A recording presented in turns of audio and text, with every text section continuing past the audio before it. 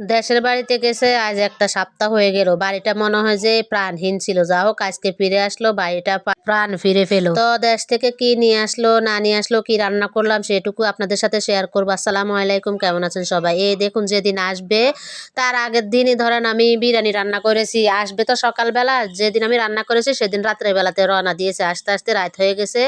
তো বিরিয়ানি রান্না করার পরে রাতে রান্না করার জন্য আমি মাংস বাইর করে নিয়েছি। আসলে রাত্রে রান্না করব মুরগির মাংস দিয়ে মূলা রান্না করব। আসলে আসবে তো সকাল ভোরে, আমি তো আর ভোরে রান্না করতে পারবো না, তাই রাত্রে বেলাতে আমি মুরগির মাংসটা রান্না করে রেখেছি যাতে সকালবেলা আসলে খাওয়াতে পারি। এই জন্য রাত্রেবেলাতে আমি মুরগির মাংসটা রান্না করে রেখেছি। মুরগির মাংসটাকে আমি প্রথমে কিন্তু ভেজে নিয়েছি, নিয়ে তারপরে ময় মশলা কষিয়ে মূলাগুলা দিয়ে দিলাম। মূলাগুলো আগে কষিয়ে নিচ্ছি। মূলাগুলো কষিয়ে নিলে হবে কি একটু তাড়াতাড়ি সিদ্ধ হয়ে যাবে।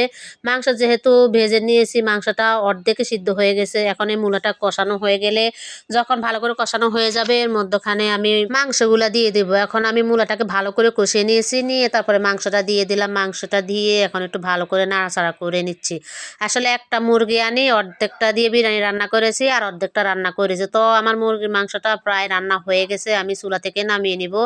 তারপর রান্না বান্না করে রেখে দিয়েছি। রাত্রে মুরগির মাংস রান্না করে তারপর আবার ভাত রান্না করেছি।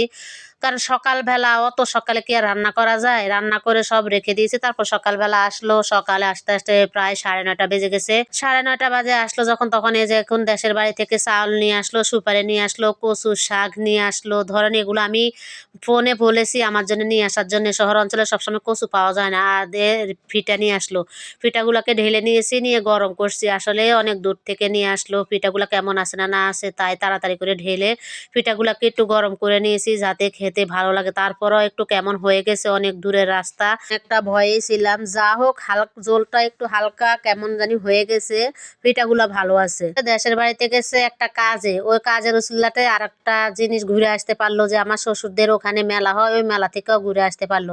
এই যে আমার ছোট ছেলের জন্য অনেক খেলনা কিনে নিয়ে আসলো, আর এই যে আমার জন্য দুপি পিঠা নিয়ে আসলো। আসলে এই শীতে কোনো পিঠা খাওয়া হয় না, আমার শাশুড়ি আমার জন্য পিঠা বানিয়ে দিয়েছে। পিঠাগুলো একটা বাটিতে ঢেলে নিয়েছি, নিয়ে এখন রেখে দিয়েছি। আর আশেপাশে কিছু কিছু মানুষকে একটা দুটা করে দিব, মানে তেমন বেশি আনে নাই, আমি একজন মানুষ তাই অল্প অল্প করেই পিঠা নিয়ে আসলো। পিঠাগুলোকে আমি একটা পাত্রে তুলে রেখে দিলাম। আর এখান দিয়ে আমার ছেলে তো খেলনা পায়, এই যে খেলাধুলা শুরু করে দিচ্ছে, সে অনেক খুশি। আর এই যে আরেকটা পিঠা নিয়ে আসলো, এই পিঠাগুলোকে ঢালি নেই, পিঠাগুলো ভালোই আছে, ফ্রিজে ঢুকিয়ে রেখেছি।